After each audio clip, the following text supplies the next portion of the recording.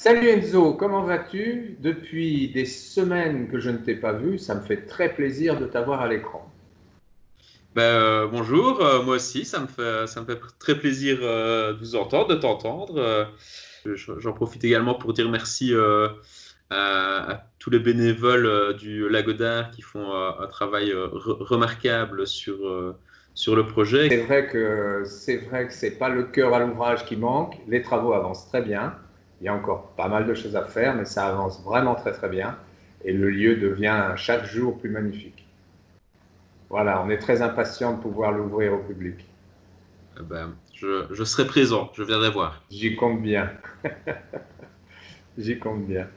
Voilà. Alors moi aussi, je suis très content qu'on puisse faire cette séance de questions-réponses et de le faire en live avec les chercheurs, parce qu'effectivement, depuis mes débuts en matière de chasse au trésor, donc depuis la Chouette d'Or, j'ai eu l'occasion de réaliser, de comprendre, de voir, de constater, on peut employer tous les mots qu'on voudra, qu'il y avait souvent un monde entre mon travail personnel, à savoir la création artistique que je mets au service de ces chasses au trésor, donc les tableaux que je peins, les visuels qui illustrent les chasses, et la manière dont chacun peut les interpréter. Et j'ai pu constater qu'il y avait eu, dans le cas de la Chouette d'Or, énormément je dirais, de problèmes ou de digressions ou euh, d'imagination parfois trop débridée, liées au fait que certains, je pense à Max Valentin, par le biais du Minitel, ont répondu à des questions portant uniquement sur mes peintures, sans avoir, j'allais dire la compétence, c'est prétentieux, mais sans savoir comment je les ai peintes, ce que j'ai vraiment voulu y mettre. Et par conséquent, les réponses ont souvent provoqué chez les chercheurs des réactions qui les ont parfois éloignés, sans doute, des énigmes elles-mêmes. Donc c'est très bien que dans le contexte présent, dans le cadre du mystère de l'éventail, on puisse parler très librement de ces visuels, que je puisse répondre aux questions, qu'on puisse tous les deux dialoguer, puisque toi non plus, tu ne sais pas vraiment ce que j'ai mis dans ces visuels, tu les connais, tu les as pratiqués, mais tu ne les as pas peints. Donc c'est très bien que chacun puisse répondre sur les questions qui le concernent directement. Allons-y, moi je vois, il y a une première question ici de Stéphane Leclerc et elle t'est adressée, donc je te laisse prendre la main là-dessus. Alors les formes géométriques sur les posters sont-elles des licences graphiques de Michel Becker ou sont-elles justifiées? C'est à cette question-là que tu fais allusion. Oui. Alors j'interprète licence graphique, c'est un terme qui est peu usité. Quand on prend une certaine licence, ça veut dire une certaine liberté. Donc je le prends dans ce sens-là, des libertés graphiques. Alors, je vais être extrêmement clair concernant ces tableaux-là, qui sont très différents de ceux de la Chouette d'Or. Dans le cadre de la Chouette d'Or, j'avais travaillé sur un cahier des charges, comme chacun le sait aujourd'hui, relativement succinct d'ailleurs, comme on a pu le voir. Dans ce cas-là, c'est moi qui ai donc créé ces tableaux en y incluant volontairement, de mon propre chef, un certain nombre d'éléments destinés à permettre aux chercheurs de cheminer, d'aller vers la solution des énigmes. Donc, il y a dans ces tableaux, on va dire, une ambiance qui est totalement subjective. Les uns y voient une plage, les autres y voient autre chose pour le premier. Dans le second, on y voit une ruine, un château, un manoir, que sais-je. Le décor en lui-même, je dirais, n'a pas d'importance particulière, si ce n'est d'intégrer les éléments d'énigmes, les éléments qui permettent de décrypter les énigmes, de les intégrer dans un décor. Mais à l'intérieur de ce décor, effectivement, j'ai peint des choses extrêmement précises. Donc, le décor est une licence graphique, pour revenir au départ de la question, mais à l'intérieur de ce décor, qui est donc comme un décor de théâtre, qui pourrait être différent, mais qui est ce que j'ai choisi, à l'intérieur de ce décor, il y a effectivement des éléments très précis qui permettent de trouver les solutions aux énigmes. Ok. Bah, il y a une suivante qui m'est adressée. C'est toujours Stéphane Leclerc qui me demande si les mises en garde de l'auteur dans l'article ont-elles leur utilité. Non. Ça n'a pas d'utilité, c'est juste un style, une ambiance. J'aime bien assez le style à la Handler et j'avais envie de faire quelque chose d'assez similaire pour le coup. J'en profite de cette question pour rebondir un petit peu sur cette séance de questions-réponses. Je tiens à vous remercier, Michel et la Godard, de permettre en fait d'avoir une séance de questions-réponses qui est très très ouverte. Donc d'habitude on a toujours un certain nombre de filtres qui limitent le type de réponse qu'on peut donner. Et je remarque qu'effectivement ici on est assez ouvert et c'est pas plus mal pour booster les chasseurs. Donc voilà, petite parenthèse. Merci de cette mise au point. Je voudrais aussi apporter une précision supplémentaire. Tu viens de répondre à une question qui commence par les mots suivants, les mises en garde de l'auteur. Donc je pense que c'est le moment de préciser nos rôles respectifs, à Oui, tout à toi et fait. moi. Moi, j'ai donc créé ces tableaux et ces énigmes il y a déjà un certain nombre d'années dans le cadre d'une chasse qui s'appelle Trésor Tube et qui était destinée à faire gagner un bien immobilier. Ça ne s'est pas fait pour des raisons extrêmement précises qui ont été l'intervention de l'ordre des notaires qui nous a finalement interdit de mettre, donc considérer qu'on mettait en loterie un bien immobilier, ce qui est interdit. Donc ils nous ont demandé de mettre fin à cette chasse, à ce qu'on a fait, malheureusement et à notre grande déception. En revanche, aujourd'hui, les énigmes sont les mêmes, puisque les tableaux étaient déjà peints, donc les éléments que j'ai mis dedans sont toujours les mêmes qu'on doit trouver, que les chercheurs doivent trouver, mais Vincenzo Bianca est donc intervenu comme co-auteur, cette fois, comme second auteur. J'allais dire il en a remis une couche, c'est pas tout à fait exact, parce que ça sous-entendrait qu'il a complexifié les choses, ce qui est loin d'être le cas. Je pense au contraire qu'il les a simplifiés, il permet un accès plus facile aux solutions. Je pense que le cheminement que j'avais imaginé moi au départ était plus compliqué. Mais donc le rôle de Vincenzo Bianca a été d'apporter au canevas des énigmes que j'ai créé un système de cheminement qui passe par ces petits visuels, qui passe par tout cet ensemble qu'il a construit et qui va vous permettre d'arriver aux solutions des énigmes. Donc on a les mêmes énigmes, mais pas tout à fait le même chemin pour y parvenir. Le chemin étant cette fois la création de Vincenzo. Les énigmes sont inchangées. Ouais. Je rebondis dessus parce qu'effectivement, une des questions que souvent, enfin, que j'ai pu lire sur les différents forums, et je crois qu'on la voit plus loin dans cette sorte de questions-réponses, c'est est-ce que du coup les gens qui ont eu accès aux posters avant sont finalement avantagés?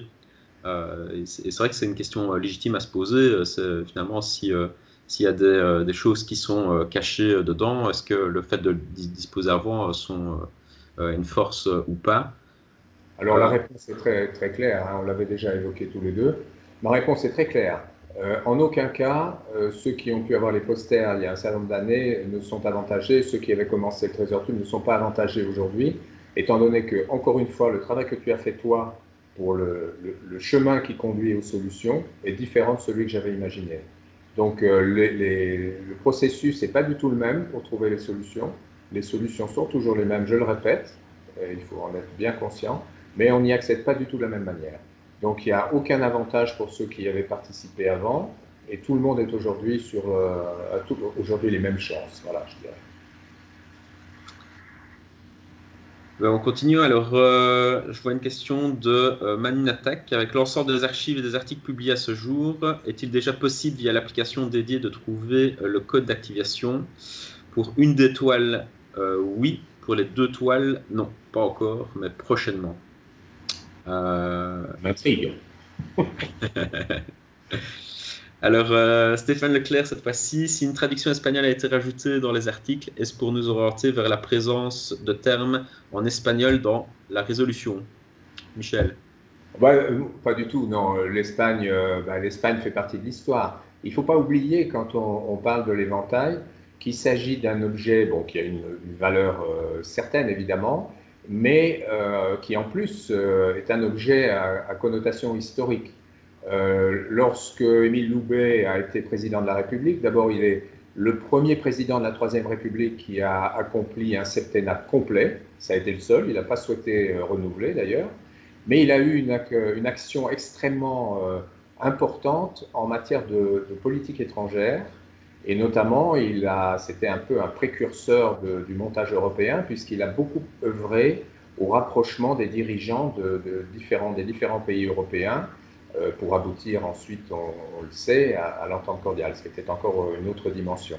Et dans le cas de l'Espagne, son rapprochement avec Alphonse XIII était une démarche extrêmement constructive par rapport aux objectifs du gouvernement. Donc ces cadeaux qui se sont échangés au cours des visites officielles ont une valeur symbolique qui aujourd'hui paraît un peu désuète, mais qui en leur temps était très important. Donc c'était en réalité un très beau cadeau qui était fait à Madame Loubet, donc de la part d'Alphonse XIII, et ça a été remis à Madame Loubet par la communauté française de Madrid, mais ce cadeau avait vraiment valeur symbolique importante. Donc, comme ça s'est passé en Espagne, comme c'est un cadeau qui émane du roi d'Espagne, il était logique qu'on essaye de permettre en tout cas à d'éventuels participants espagnols de pouvoir accéder à une traduction qui leur permette de mieux comprendre les choses.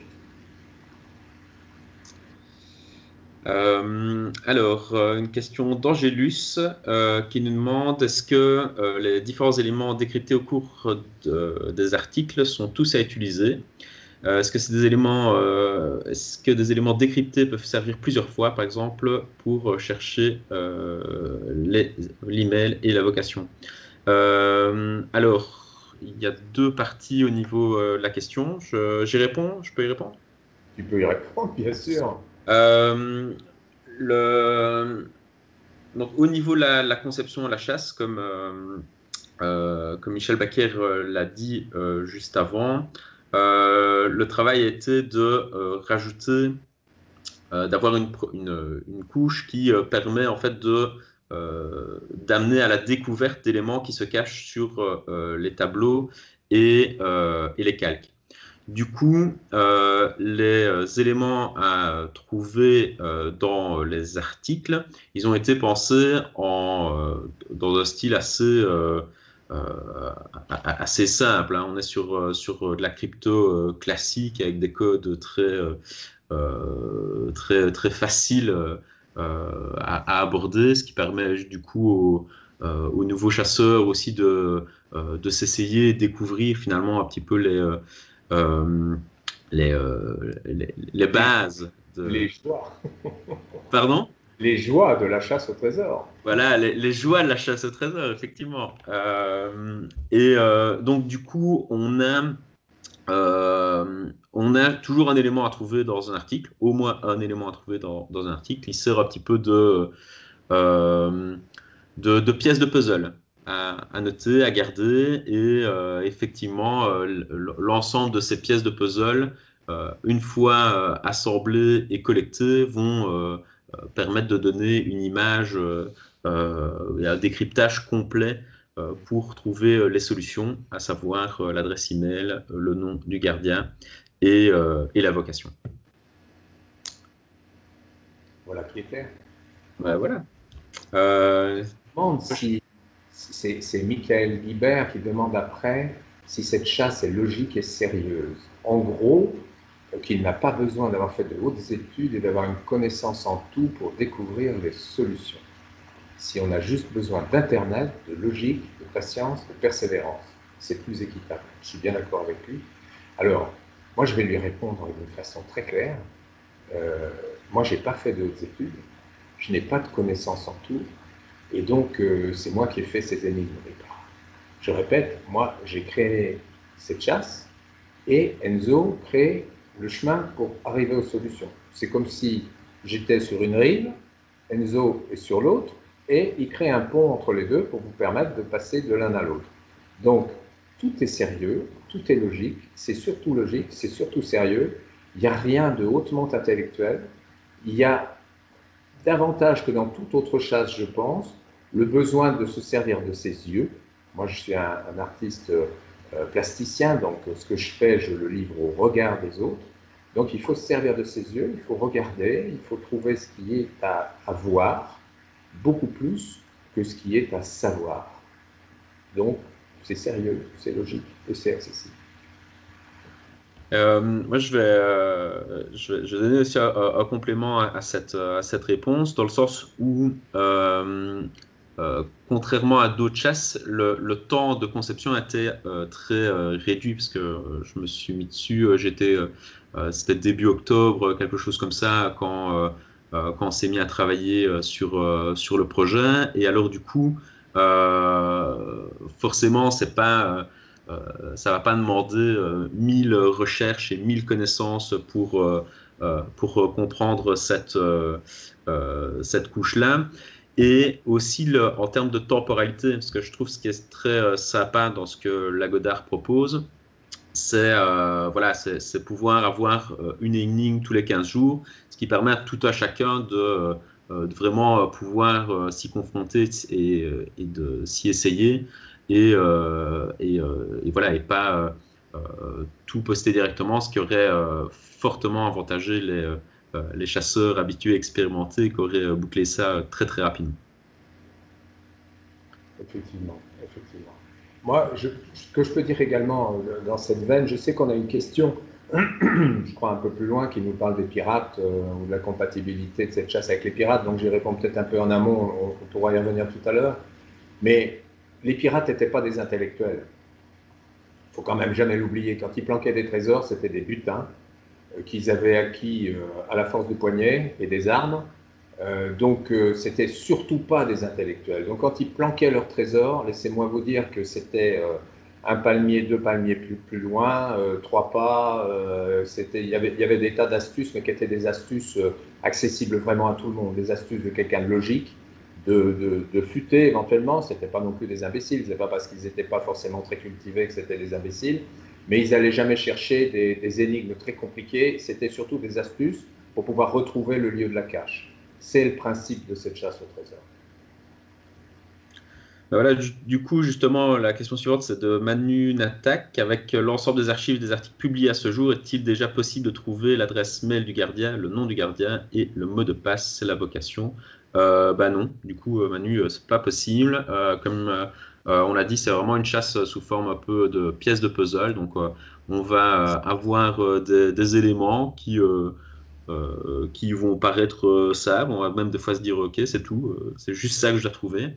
Oui, mais et du coup, l'idée, c'est vraiment de compléter, de collecter au fur et à mesure tous ces éléments-là pour être très rapide à la publication du dernier article pour pouvoir assembler ça directement et gagner la chasse.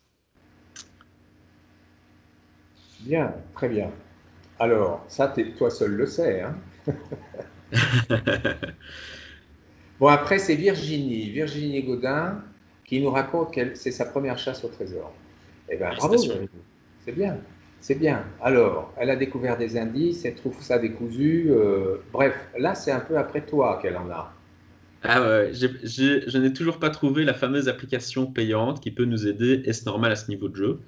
Alors, que ça soit, ça semble décousu, oui, oui, enfin, comme on l'a dit, donc c'est vraiment sous forme de, oui, vraiment pièce de puzzle. Donc, il y a la trame scénaristique qui permet en fait de créer le liant. Et dans cette trame scénaristique, bah, le personnage va avancer d'étape en étape, et du coup, ces étapes-là, bah, tantôt il va trouver des mots, tantôt il va trouver des codes, des chiffres, des éléments un peu bizarres. Donc, ça peut paraître décousu si on prend au niveau de la chasse-trésor. Par contre, dans l'histoire, bah, forcément, le personnage suit le cheminement. Euh, pour la fameuse application payante, bah, elle est cachée dans un des articles. Dans un des articles, vous trouvez vraiment le nom de l'application. Et ce que je peux vous dire, c'est que quelques petits malins l'avaient même trouvé avant la publication de l'article, parce qu'ils ils connaissent un peu les marques de fabrique et du coup ont pu chercher auparavant.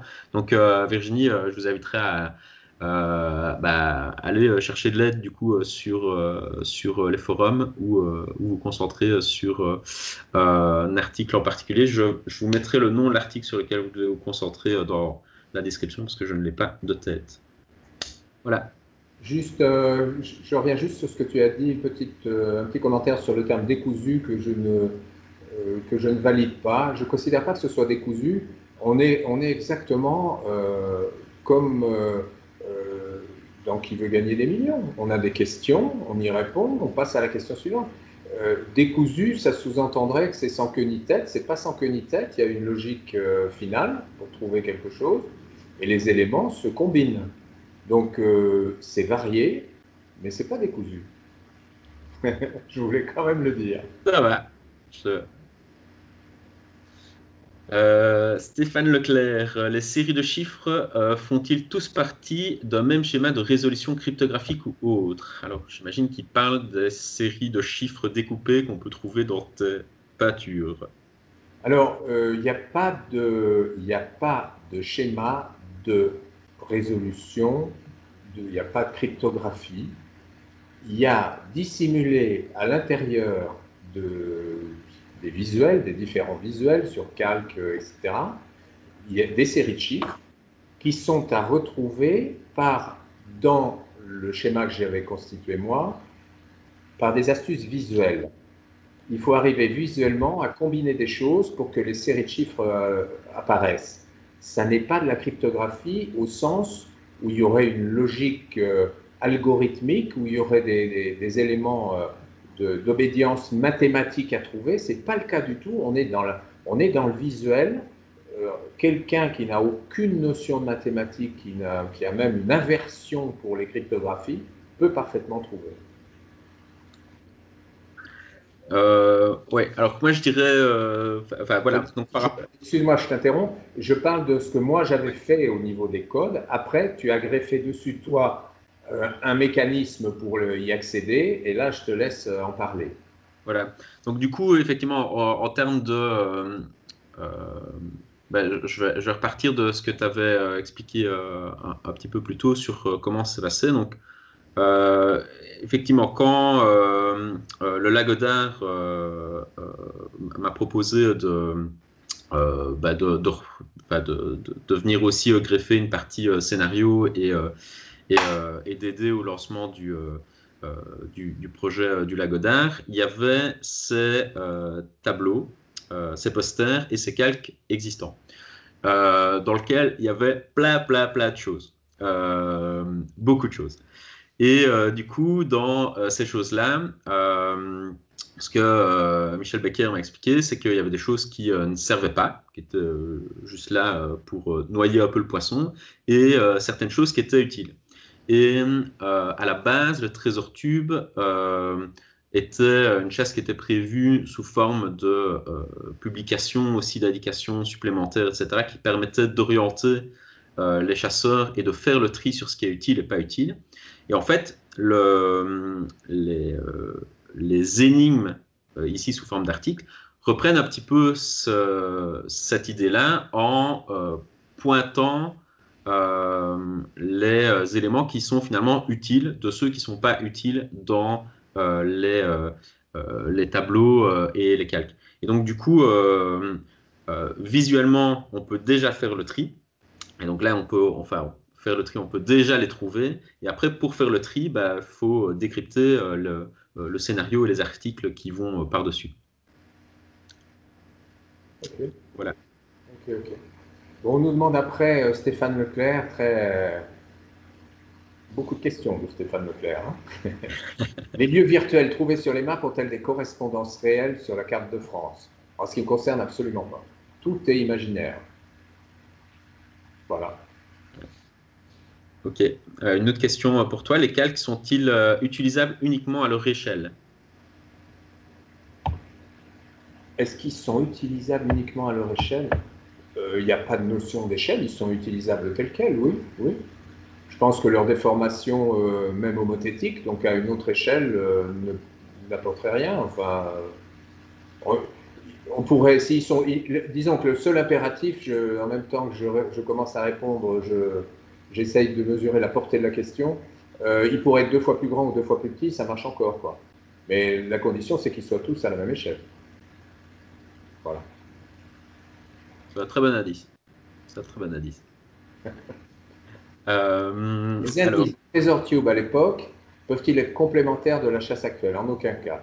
Encore une fois, considérer que Il y a un point de départ, c'est vous qui démarrez de quelque part. Il y a les énigmes à trouver, elles sont de l'autre côté. Et moi, j'avais imaginé un trajet pour y accéder et Vincenzo en a imaginé un autre. Donc, les deux trajets ne se superposent ni ne se complètent en aucun cas. Voilà. Est-ce que Celui les dont on ne quatre... peut pas dire le nom. Pardon? Celui dont on ne peut pas prononcer le nom Ah oui, comme oui, oui, c'est ça. euh, Denset non, das mais Weg. il est Ben voilà. terrible. Il Il est se terrible. reconnaît pas. Mais on ne peut pas le louper en même temps. Alors, est-ce que les quatre derniers articles vont être donnés d'un coup, car on risque de se battre à la minute près sur le décodage du dernier article? Tu vas répondre. Mais moi, j'espère bien qu'ils vont se battre à la minute près, qu'il y ait Euh, aucun oui, suspense. alors, les quatre vont pas être donnés d'un coup. Il y aura toujours cette temporalité de tous les 15 jours. Lorsque le dernier article va être publié, effectivement, ça va être le rush parce qu'on est dans quelque chose de vraiment un peu sous forme de puzzle. Donc, si vous avez suivi la chasse et que vous avez trouvé les solutions tous les 15 jours, bah, à un moment donné, à la fin, on va vous donner un dernier cryptage qui va vous permettre de combiner, d'aller chercher ce qu'il faut dans les précédentes solutions. Je crois qu'on ne peut pas être plus clair que ça au niveau de la manière dont la fin va avoir lieu. Et donc, du coup, oui, moi, je vous conseille d'être sur la balle pour le dernier article. Parce que enfin, l'idée dans, dans ce qui a été demandé par le Lagodin et Michel Becker, c'était d'avoir aussi quelque chose qui dure pas des années, mais qui soit vraiment qui soit vraiment court, qui puisse permettre de faire le pont entre les travaux qui a lieu dans le Lagodin pour le moment pour le financer, et puis après son ouverture prochaine. Donc non, ça va pas durer longtemps pour la Et fin. puis, vu mon grattage, moi, je souhaitais quand même connaître au moins la fin d'une de mes chasses au trésor. Alors, qu'avons-nous ensuite? L'origine historique de l'éventail peut-elle servir? Non, on peut dire non. Non, il n'y a pas le lien. Après, ça va pas l'objet et c'est intéressant de voir ce qui a lieu d'en être. D'ailleurs, moi, je me permets de poser une question. Je l'ai pas, j'aurais pu la poster aussi par rapport à l'origine de cet éventail-là. J'ai vu plusieurs personnes sur les forums se poser la question, ouais, est-ce que c'est vraiment, est-ce que la valeur annoncée, c'est vraiment la valeur qui est indiquée? Et du coup, Michel, est-ce que vous pouvez répondre par rapport à la valeur de l'éventail en tant que tel? Parce que c'est vrai que Ah c'est oui, des questions absolument. qui sont légitimes, quoi. Le premier élément de réponse que j'ai, c'est que c'est le prix que je l'ai payé. Donc déjà, c'est un élément de valeur qui est... 20 000 euros ou 30 000 euros? Parce qu'il y a un peu les deux chiffres qui étaient annoncés. Non, non, non, je l'ai payé 30 000 euros. Ok. Donc là-dessus, moi, j'ai aucun doute. Sur sa provenance, je n'ai aucun doute, puisque la provenance est totalement transparente, c'est-à-dire que à l'époque où il a été offert à Madame Loubet, comme beaucoup d'autres cadeaux, parce que c'était une époque où les grands dirigeants, il y avait encore, il ne faut pas l'oublier, hein, on est donc dans les années 1900, dans ces années-là, il y avait encore beaucoup de familles princières au pouvoir en Europe, et donc l'habitude était de recevoir d'une manière princière ou royale et de faire de beaux cadeaux. Et en France, là où certains de nos présidents depuis lors ont connu, on va dire, quelques déboires, mais à cette époque-là, quand un président ou son épouse recevait un cadeau officiel au cours d'une visite d'État, au cours d'une visite officielle auprès d'un souverain étranger, ben, il rentrait chez lui et puis c'était son cadeau. C'était pas du tout un cadeau qui devait trouver sa place au Palais de l'Élysée ou qui devait rester dans les collections du Palais de l'Élysée. On emportait son cadeau et on était tout content comme ça. Donc, cet éventail provient de la famille Loubet et donc son origine est tout à fait connue. Quant à sa valeur de collection, il a une valeur de collection indéniable en tant qu'objet. C'est un très très bel objet. Je rappelle qu'il est composé, outre la partie peinte, de nacre, d'or, qu'il y a de pierres précieuses, etc., une émeraude en l'occurrence. Donc c'est vraiment un objet qui a une belle valeur et il a une valeur symbolique qui vient évidemment, qui ne gâte rien. Donc on peut considérer que sa valeur de 30 000 euros est tout à fait fondée, effectivement. Merci. Alors, le Nash à foin. Est-il sur la piste? Le nain chafouin. Qui est le nain chafouin? Je vois pas du tout de qui on parle. Le nain chafouin a réponse à tout. À mon avis, il a déjà trouvé, mais pour une fois, il garde la solution pour lui. Alors, l'application en vente n'est-elle utile qu'à un certain moment du jeu? Oui, tout à fait. L'application va servir pour les deux tableaux. Voilà, un peu plus clair. Nous jouons sur les deux tableaux. Exactement, on joue sur les deux tableaux. Les textes dans les articles sont-ils aussi importants que... Alors, toujours toi qui dois répondre. Euh, ben, euh, donc les textes, ils ont... voilà, c'est une mise en ambiance, c'est un univers. Donc... Oui, oui et non. Je suis désolé, vous n'avez pas ce genre de réponse. Euh, Il y a des éléments à trouver dans les textes. Ils sont peu nombreux. Les textes sont surtout de l'ordre de mise en ambiance et font partie du scénario. Et je tiens d'ailleurs à féliciter Martin Maigret et Alexandre Brul qui ont réalisé les vidéos que vous voyez, qui font partie de l'équipe Gardien de Légende et qui ont fait un travail remarquable et je tenais à les saluer et les remercier.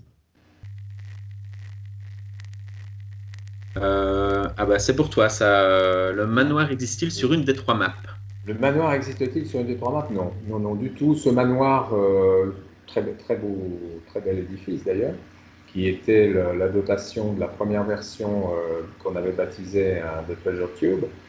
Ce manoir n'existe sur aucune des trois maps. Voilà. Alors tiens, on revient à ce que je disais tout à l'heure avec celui dont on ne doit pas prononcer le nom.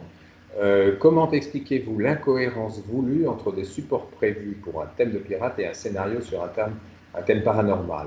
Alors, j'ai déjà un petit peu répondu là-dessus. Bon, le thème paranormal, c'est la création de Guardians of Legend, que je trouve très, très marrante, très sympa, qui d'ailleurs démontre que pour arriver à une même solution, on peut cheminer différemment, on peut passer par des ambiances différentes, ça marche quand même.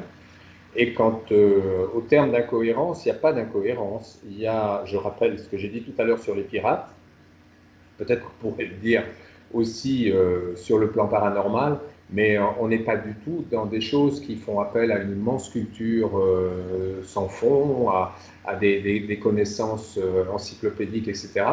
On est sur des choses qui procèdent de l'instinct, du ressenti, du visuel. Dans le paranormal, il y a beaucoup de visuel aussi. Donc voilà, ce sont des cheminements qui sont sur des thèmes différents, mais je ne vois pas d'incohérence entre les deux, juste un changement de costume, on va dire. Alors, comment nous sommes-nous entendus? Ça nous concerne tous les deux, ça. Al-Jumanji, bonjour. Merci pour cette séance de questions-réponses. Je voulais savoir comment les auteurs se sont entendus pour reprendre la chasse du tube et en créer une nouvelle. Est-ce que les solutions finales sont celles du tube? Si oui, comment éviter que ceux qui l'ont tué avant ne soient pas avantagés? Merci pour vos réponses. On a déjà un petit peu répondu. D'abord, les deux auteurs, est-ce qu'on s'est tellement entendus? On ne s'entend pas si bien que ça, finalement, hein. Tu as tes Euh, idées, j'ai les miennes. Pardon? Je dis, tu as tes idées et j'ai les miennes. Oui, c'est vrai, c'est vrai. Faut Bon, comme on combiner, s'est faut combiner. entendu, alors, on ne s'est pas spécialement entendu, on a juste décidé de boucler cette chasse. Les solutions finales, les codes qui sont à trouver sont les mêmes, hein, je pense qu'on est d'accord là-dessus. Enzo, ils n'ont pas changé. Simplement, le moyen de les trouver est une recette un peu différente. Mais les codes sont les mêmes. Donc, donc, moi, ce que je vais te dire par rapport à ça, donc effectivement, les codes à trouver sont les mêmes. Il y a forcément par rapport au scénario bah, quelque chose qui a été saupoudré pour donner une lecture de ces codes de manière cohérente avec le scénario. Donc ça, c'est un premier élément. Et puis après, bah, voilà, au niveau d'un petit peu l'historique, bah, parce qu'en fait, finalement, ça fait très peu de temps qu'on se connaît.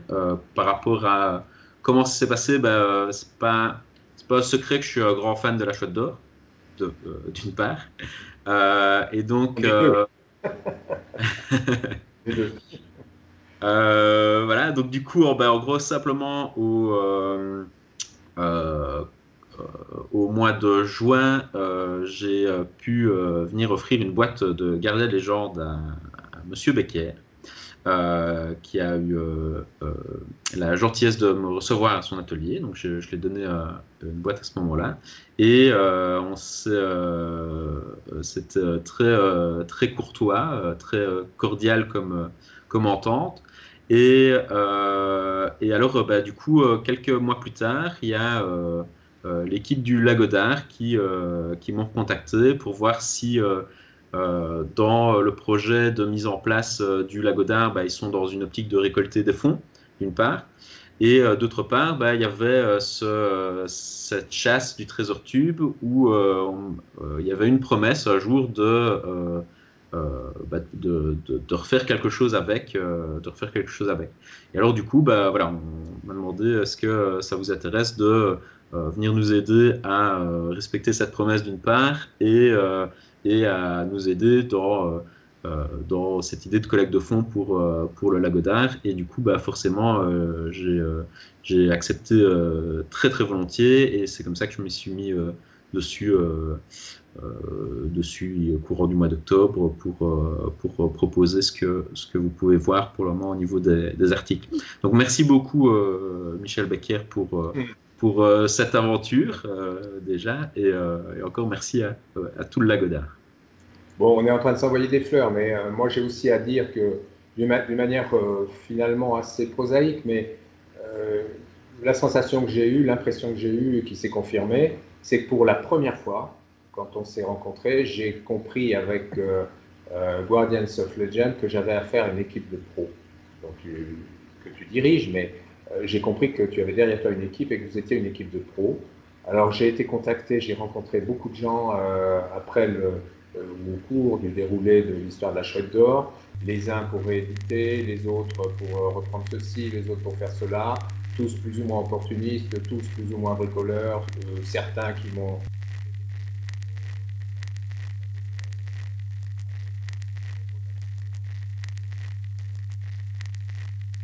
avec des énigmes foireuses, etc. Il y a énormément de bricoleurs et de gens qui n'ont pas le niveau pour faire ce genre de choses. Et c'est vrai qu'avec Guardians of Legend, j'ai compris que j'avais affaire à des professionnels, ce qui était un grand confort, parce qu'on travaille sur des scénarios, on travaille sur des énigmes, on travaille sur le développement du projet, sur la publication du projet et sur l'organisation du déroulé du jeu. Et tout ça dans une ambiance parfaite, très professionnelle, très sérieuse. Et donc voilà, l'expérience pour moi est très positive et c'est le début d'une longue série, ce que j'espère en tout cas. Ah bah, volontiers, je suis d'accord. La chasse, Stéphane Leclerc demande si la chasse est linéaire ou s'il y a un ordre à trouver. Les articles suivent-ils cet ordre si c'est le cas? Bah, effectivement, la chasse est linéaire. On peut suivre les articles dans l'ordre dans lequel ils paraissent. Voilà. Voilà. Les marques topographiques sur lesquelles il nous questionne ensuite sont sans intérêt. Il n'y a pas de topographie dans mes dessins, il n'y a que du visuel. Dans les cartes aussi, il n'y a que du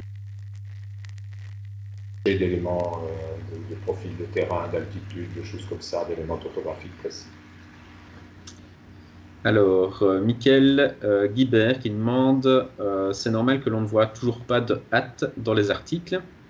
Est-ce que c'est une adresse mail normale et non pas une suite de lettres et de chiffres sans aucune suite logique? La suite logique de l'adresse mail est compréhensible. Et il n'y a pas spécialement besoin de hâte pour faire deviner une adresse mail. Voilà. Voilà qui est dit. Alors, qu'avons-nous ensuite? Clément. Clément et les cartes. Les cartes sont-elles identiques mais à une échelle différente? Serait-ce des cratères dessus? Les ensembles de petits carrés font penser à des maisons en vue satellite, mais on retrouve plusieurs fois aléatoirement les mêmes ensembles. Ne serait-ce pas plutôt des symboles ou codes à déchiffrer? Elles sont transparentes. Doit-on les superposer afin de trouver un indice? Ensuite, les tableaux. Doit-on y voir autre chose que le complément des chiffres à demi effacés? Note. Clément pose d'autres questions avec des réponses dedans, du coup on ne peut pas y répondre. Bah oui. Alors, les cartes sont-elles identiques mais à une échelle différente? Je crois qu'on a déjà répondu. Il y a 3 calques. Il suffit que ces calques soient tous à la même dimension. Ils peuvent être 2 fois plus grands, 2 fois plus petits, 4 fois plus grands comme on voudra, ou 1 fois et demi. Voilà, puisqu'ils sont destinés à se combiner. Ensuite, je ne trahis rien, je pense, en disant ça. Hein, ça fait partie Non, de toute façon. du schéma connu. Ce sont des cratères, effectivement, ça symbolise des cratères. C'est pour donner l'idée, comme les petits carrés qui font penser à des maisons, l'idée de vue aérienne, de cartes, etc. C'est encore une fois, on va dire, un thème qui est, entre guillemets, un peu l'esprit de carte géographique, pour trouver à l'intérieur des éléments qui vont se combiner et constituer un morceau de la solution. Voilà. Il n'y a pas de code, ouais, on parle aussi de code, il n'y a aucun code à l'intérieur, que du visuel. Il faut bouger les éléments, il faut les combiner, il faut arriver à en faire quelque chose, comme des morceaux d'un puzzle très compliqué qu'on n'arrive pas à mettre dans le bon ordre. C'est un peu le principe de ces calques. Voilà. Ensuite, c'est transparent, on doit les superposer. Bah oui, c'est transparent, on doit les superposer, bien sûr. Bien sûr. Alors ensuite, les tableaux. Très très bon indice. Très très bon indice aussi. Ah oui, bah oui. Les tableaux, doit-on y voir autre chose que le complément des chiffres à demi effacés? On peut dire oui. Qu'en penses-tu? Oui, tout à fait. Tout à Dans fait. mon esprit, il y a autre chose que le complément des chiffres à demi effacés. Il faut ouvrir les yeux, il faut regarder les peintures. Alors, qu'avons-nous ensuite comme question? Je fais un peu défiler ça sur mon écran. Faut-il donner la réponse à l'adresse email que l'on doit trouver ou sur Lagodar? C'est à l'adresse email que vous devez trouver. C'est pour ça que vous devez la trouver d'ailleurs. Alors, Shirley, les phrases de mise en garde en introduction de chaque article sont-elles utiles pour la compréhension de la chasse? Merci, Shirley. C'est pour te faire peur. C'est juste pour te faire peur. C'est pour te mettre dans l'ambiance. Rien d'autre. Est-ce que chaque solution d'une énigme permet de solutionner celle d'après? Qu'est-ce que tu dis à ça, Enzo? Ce que je dis, la solution à une énigme vous permet de vous dire que vous avez complété cette énigme-là. Après, il y a parfois, on doit parfois combiner des éléments qu'on trouve dans 2 énigmes. Donc voilà, pour trouver une solution. Et comme je l'ai dit déjà plus haut, à la fin, vous allez devoir reprendre tout ce que vous avez trouvé pour tout combiner et trouver vos solutions. Moi, je fais des tableaux, je suis clair, mais les gens qui font des énigmes, hein, c'est compliqué. Hein. On ne sait jamais vraiment à quoi s'en tenir. Est-ce que le mot de passe du deuxième tableau est déjà disponible, Enzo? Non, non, pas encore, mais très très prochainement. Très prochainement. Bon, et alors, est-ce qu'on a besoin d'un autre article, demande Michael Guibert, pour trouver quelque chose de plus précis? Oui, je vais donner la même réponse que plus haut. Donc, au début, à la fin de cet article-là, parce que donc il parle de l'article 1, à la fin de cet article-là, vous trouvez quelque chose qui paraît bizarre. Je dis, ok, c'est juste ça. Oui, c'est juste ça. Et on va devoir le réutiliser à un moment donné plus tard. Voilà. Ok. Le mot trouver n'est pas un mot. C'est normal. Avons-nous besoin d'autres éléments? Je ne comprends pas trop la question, là, Michael Guibert. Tu peux dire? Oui, alors donc, moi je dirais donc. La question de Stéphane Leclerc, le lieu de l'article 1 se retrouve-t-il sur l'une des 2 toiles? Ah oui, le lieu de l'article. Ouais, ouais. Ça, c'est à toi d'y répondre. Est-ce que le lieu se retrouve. L'article 1, qu'est-ce qu'on appelle l'article 1? Le premier article qui est paru, du coup, la première vidéo qui est parue. Au niveau des lieux, les lieux ne se retrouvent pas spécialement sur l'étoile. Non, il n'y a pas de lieu précis dans mes toiles. Encore une fois, il y a une ambiance, je l'ai expliqué tout à l'heure. Il n'y a pas de lieu précis. Voilà. Donc on revient sur la question de Michael Guibert, sur le mot trouver n'est pas un mot, est-ce normal? Avons-nous besoin d'autres éléments? Ça, je pense que c'est toi qui peux répondre. Voilà, donc en gros, comme on l'a déjà dit, donc des fois c'est des mots, des fois c'est une suite de chiffres, des fois c'est une suite de lettres à trouver. Donc voilà. Et si à un moment donné ça vous paraît hermétique, c'est sûrement qu'il faut le combiner un peu plus tard avec quelque chose d'autre. Voilà. Voilà, tout est clair. Tout est clair. Est-ce qu'il y a une astuce pour que ça colle dans l'article 2? C'est un problème de flou artistique. En fait, c'est la même question, donc du coup, on va pas y répondre 2 fois. Par contre, hormis les archives, d'autres articles sont-ils nécessaires à la résolution complète de l'article 2 ? Donc, plus largement, est-ce que en fait est-ce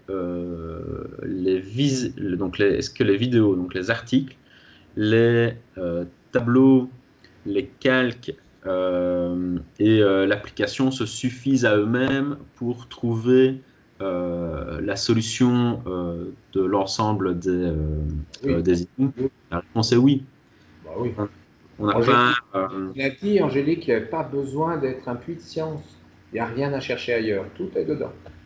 Voilà, on a essayé vraiment essayer de rester Voilà. simple sans être simpliste pour pas trop complexifier et donner trop de niveau à la chasse. Voilà. Bon, alors après, il y a Shirley qui revient à l'attaque avec des questions sur la borne de la vidéo 2. Voilà, je te laisse lui répondre parce que ça m'échappe complètement. Alors, peuvent-elles se comprendre avec les éléments en notre possession dans cette vidéo? Elle peut, en tout cas, vous trouvez la suite complète avec les éléments que vous avez en votre possession. Je veux dire ça. Par contre, bah oui, ça va sembler être hermétique au début. Mais rassurez-vous, c'est normal. A-t-on tout ce qu'il faut pour comprendre la borne de la vidéo? Donc pareil. Et les étagères se décryptent-elles seules ou a-t-on besoin d'utiliser ce qui est présent sur le bureau? Alors, pas besoin de vous concentrer sur les étagères maintenant. Elles reviendront plus tard. Par contre, sur ce qui est sur le bureau, tout se trouve vraiment sur ce qu'il y a sur le bureau. Il y a même des indications du bureau qui vous donnent vraiment l'indication sur le type de crypto utilisé. Par contre, n'oubliez pas que il y a les articles, mais il y a aussi les tableaux. Et donc, des fois, il faut vraiment regarder dans les deux pour les comprendre et essayer de les résoudre, essayer de le résoudre, quoi. Eh, c'est quand même une chasse au trésor, hein. Faut un peu se creuser les ménages aussi, hein. On peut pas tout dire, quoi. Bien sûr. Voilà. Bien sûr. Bon, après, ça va vraiment beaucoup te concerner. Article 4, est-ce le bon ordre? Article 5, doit-on fabriquer quelque chose? Il y a des tas de choses sur tes articles, la roue des vents, les horloges, les lettres grecques. Là, il faut Ouais. que tu répondes, Enzo. Il faut que tu répondes. Alors, on va y répondre. Alors, je reprends juste mon tableau pour pas me planter au niveau des articles. Alors, est-ce que c'est le bon ordre dans l'article 4? Alors, donc l'article 4 arrive bien au moment où il doit arriver. Après, dans l'article 4, il y a deux choses à trouver. Un de ces éléments va devoir être combiné plus tard pour vous donner notamment un des codes de l'application. Donc, encore une fois, on ne peut plus être clair. On ne peut plus être clair. Enfin, vous m'avez compris, soit. Et du coup, encore une fois, franchement, je trouve que il y a beaucoup de chance. Enfin, je trouve que les chasseurs, vous avez beaucoup de chance sur ce type de séance de questions-réponses. Et vraiment, merci à Lagodin et Michel Perquer de permettre ce type de réponse. Parce que du coup, on est beaucoup moins cadenassé que dans d'autres chasses au niveau de ce qu'on peut y répondre. Donc voilà, donc là, c'est un gros indice. Gros indice. Article 5. Quelque chose, Enzo, dans l'article 5. Pardon? Oui, doit-on fabriquer? L'article 5. C'est mieux. Oui, Michael Guibert, tu as complètement compris ce qu'il fallait faire. Et du coup, donc, ce que je disais par rapport au bureau, oui, le bureau était mal classé, donc le bureau faisait allusion effectivement à l'article 5. Pardon pour ça. Il faut effectivement fabriquer quelque chose et en fabriquant cette chose-là, on va trouver solution. Voilà, on va trouver des éléments et du coup, tout ce qui est sur le bureau va être très clair. Emballe pas, Enzo, tu es en train de tout leur dire, il faudrait te calmer, hein. Parce que là, ah bah écoute, moi, on me dit que je peux dire, je dis, hein, donc. Donc, la solution pour l'article est Non, donc l'article 5 peut-il être totalement résolu à ce stade du jeu? Et si oui, suffit-il à lui-même pour être résolu? Donc oui, il peut être résolu à ce stade du jeu. S'il suffit à lui-même, bah, c'est comme on a dit, il faut combiner article, vidéo et tableau. Donc, mais ça, c'est valable pour tout le jeu, quoi. Après, on te parle de la pose des vents dans le bureau de la vidéo 5 pour savoir si elle aide à comprendre les horloges du bureau. Et on te demande en plus si ces horloges et le plan sont à mettre en lien avec les lettres grecques des étagères. Tu as mis beaucoup de choses dans ce numéro Ouais, 5. je vois que la vidéo, l'article 5 pose beaucoup de questions. Et donc, ça, c'est Shirley Lilian. La rose des vents sur le tapis de l'article 5 a son importance ou est du décorum? Alors, c'est pas que du décorum. Ça permet de faire un clin d'œil avec le type de cryptage utilisé. Les horloges, le fait d'utiliser des horloges, c'est aussi un petit clin d'œil, mais ça a une autre chasse que vous connaissez bien. Il y a Et plein de clins d'œil à Enzo tout le temps. moi, j'aime bien quand je peux mettre des petites choses comme ça. Tac, tac, tac. Est-elle à nous faire comprendre les horloges du bureau? Alors, oui, bah, en fait, si vous remontez dans ce qui a précédemment été dit par rapport à l'article 5, donc il y a des indications sur cet article 5 qui vous permettent de faire le lien entre l'article et les tableaux. Et du coup, bah, en fait, dans votre question, vous donnez déjà des éléments de réponse. Donc là, du coup, je ne peux pas donner des éléments de réponse, mais vous avez vraiment ce qu'il faut. En tout cas, par rapport à ça, si je reprends fabrication, lien entre articles et vidéos, Rose des vents, vous avez déjà vraiment ce qu'il faut pour répondre. Donc, continuez à chercher, vous êtes sur la bonne voie. N'en dis pas trop, Enzo. Ça va, comme vous voulez. Bon, alors, après, la photo de l'article 6, on en a besoin ou d'un autre article là-dedans? De quoi on a besoin? Non, non, la photo, c'est juste du décorum. D'accord. Voilà. Et l'article 7, mais ils veulent tout savoir, hein. Ouais, ils veulent tout savoir. Ils veulent tout Ça, savoir. Ils veulent pas chercher, ils veulent qu'on leur raconte. alors, est-ce qu'on a Alors, besoin d'aller sur un lieu? Non, on n'a pas besoin d'aller et sur un lieu, pas on besoin de a se un déplacer. instrument dans l'article 7? Alors, instrument, instrument de musique, Attention à ce que tu vas dire, hein. bah, ouais, je m'arrête de dire quand vous voulez que je m'arrête de dire, il n'y a aucun problème. Mais non, il n'y a pas besoin de. Alors, il n'y a pas besoin d'instrument de musique. Ce qui a besoin d'un autre instrument, bah, ça va vous trouver.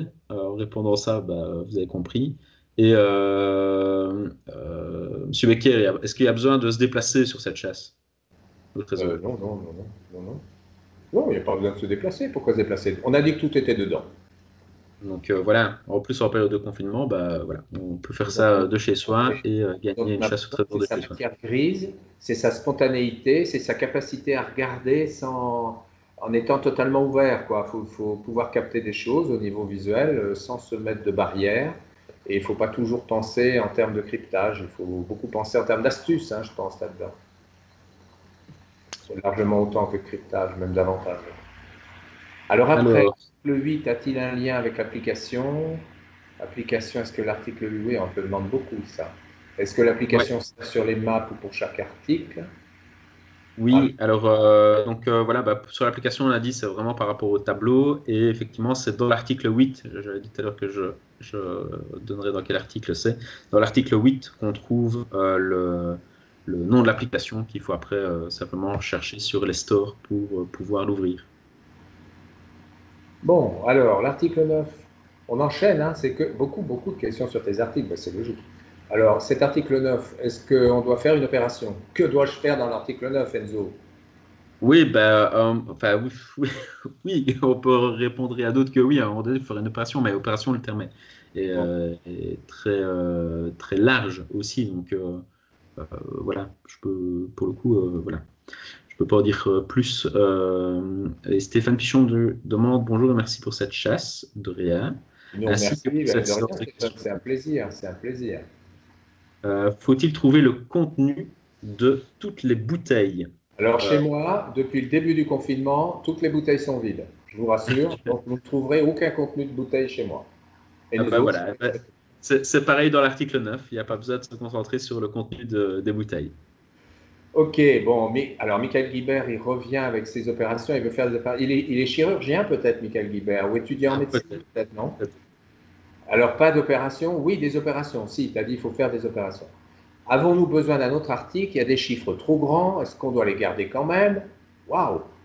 Qu'est-ce que tu nous dis ça? Alors, il y a à un moment donné dans le scénario, vous allez trouver quelque chose euh, qui pointe ça. Et donc, du coup, voilà, c'est juste. T'emballe pas, mesure bien tes mots. Ça va. Les murs ont des Voilà. oreilles.